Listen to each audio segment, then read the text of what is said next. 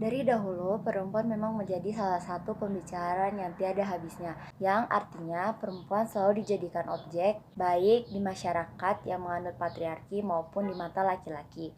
Feminisme radikal dibagi menjadi dua, yaitu feminisme radikal libertarian yang merujuk pada fungsi reproduksi di mana perempuan mempunyai rahim yang artinya mengasuh anak-anak dan pria yang mempunyai penis yang artinya bekerja di ruang publik.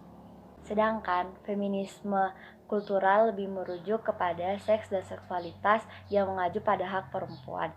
Contohnya perempuan menonton pornografi dan salah satunya itu adalah bentuk aktivitas seksualitas yang ada di dunia nyata.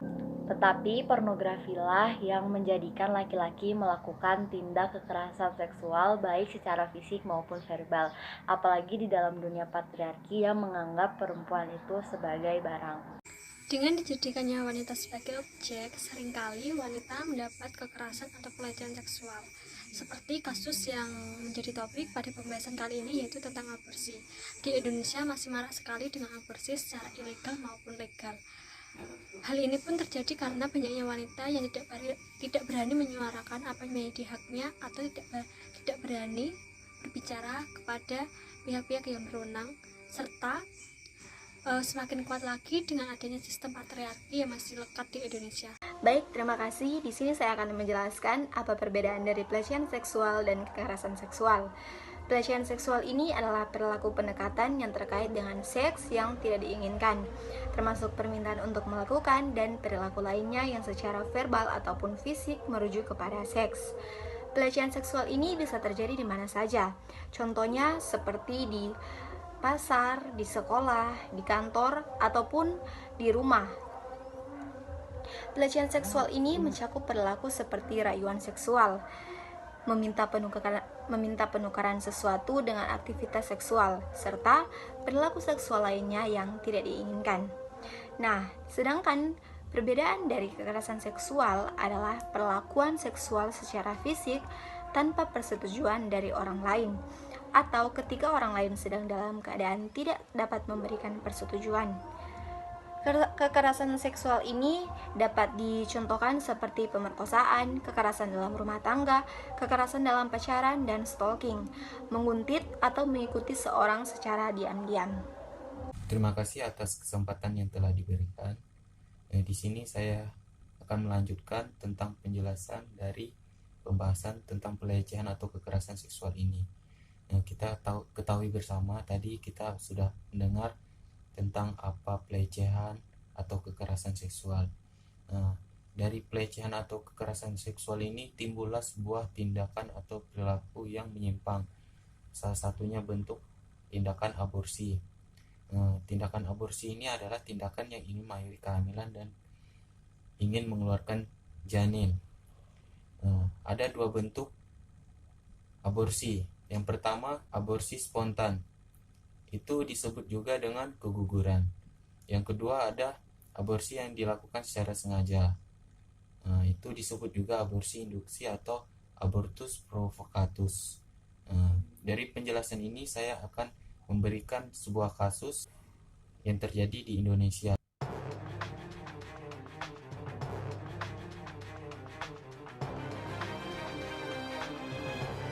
Kita tahu bersama dari kasus-kasus yang telah kita lihat tadi itu merupakan bentuk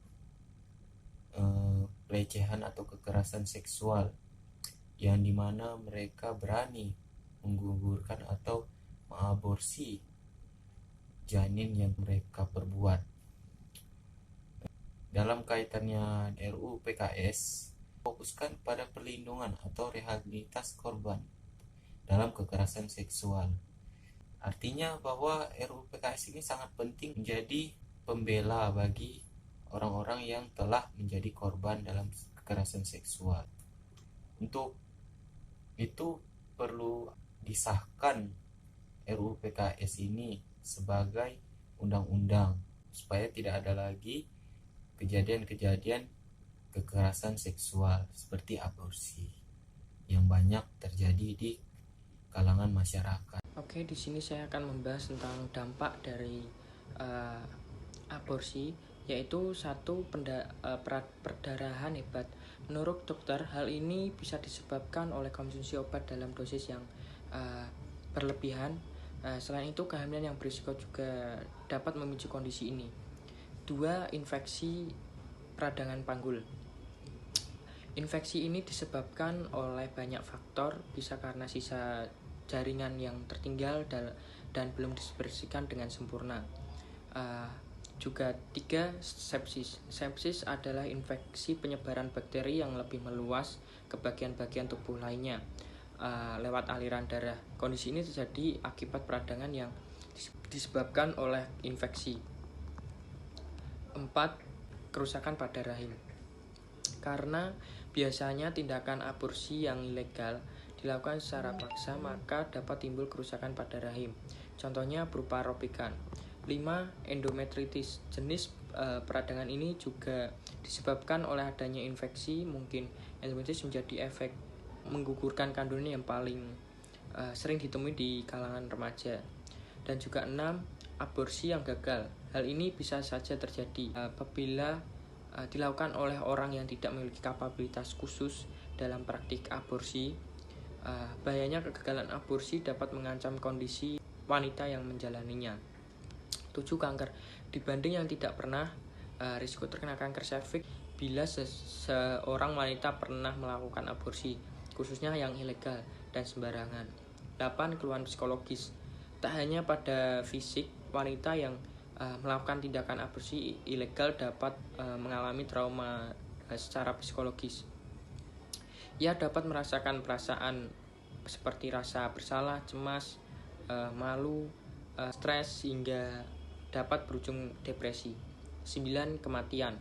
Umumnya penyebab dari kematian yang berkaitan dengan ibu yang melakukan aborsi adalah perdarahan hebat, infeksi parah, kehamilan ektopik yang tidak terdiagnosis, dan emboli paru. Setelah kita ketahui bersama bahwa pelecehan seksual ataupun peran feminis radikal itu menjadi sangat penting di dalam melindungi perempuan-perempuan yang mengalami kekerasan. Dan kita ketahui bersama bahwa aborsi itu menjadi suatu hal yang sangat fatal bagi seorang perempuan. Kalau kita bawa dalam konteks hukum atau undang-undang kesehatan, tentu saja aborsi itu akan menjadi sangat tidak masalah ketika dilegalkan karena perempuan itu atau ibu hamil itu terganggu dari segi kesehatannya, baik itu mental maupun psikisnya, yang kemudian merenggut nyawa ibu hamil itu, maka aborsi akan dilegalkan. Tetapi banyak kejadian-kejadian di luar sana yang kemudian menjadikan aborsi itu sebagai sesuatu hal yang biasa-biasa saja. Banyak keguguran yang terjadi di mana-mana karena terkadang perempuan merasa tidak berterima dengan keberadaan dirinya ketika dia dilecehkan kemudian hamil. Nah, itu akan menjadi masalah bagi dirinya dan kemudian melakukan aborsi. Dan tentu saja ini menjadi masalah dalam lingkungan sosial terutama kepada perempuan. Maka dari itu menjadi sangat penting ketika rancangan Undang-Undang Penghapusan Kekerasan Seksual atau RUU PKS itu segera disahkan menjadi undang-undang. Nah, tujuannya adalah dengan disahkannya RUU PKS ini dapat menjadi legalitas hukum bagi perempuan yang mengalami kekerasan seksual, baik itu di ranah privat maupun di ranah publik. Nah, tentu saja ketika RUU PKS ini disahkan tidak saja berguna bagi perempuan, tetapi semua elemen masyarakat dan termasuk juga laki-laki seperti itu. Sehingga ketika RUU PKS ini sudah digolkan dalam program legislasi nasional oleh DPR RI, harapannya bisa segera disahkan menjadi undang-undang. Karena di dalam setiap butir-butir yang tertuang di dalam RUU PKS itu banyak sekali yang kemudian menolong perempuan untuk menunjukkan eksistensi dirinya atau bahkan untuk menyelamatkan dirinya sebagai perempuan dari kekerasan seksual. Dan hal yang harus kita ketahui bersama bahwa dengan disahkan RUU PKS ini tidak terlepas dari peran para penganut feminis radikal. Nah, para penganut feminis radikal ini sangat-sangat berkontribusi besar dalam upaya pengesahan rancangan undang-undang karena banyak narasi atau bahkan aksi-aksi demonstrasi yang dilakukan di berbagai tempat untuk ikut menyuarakan.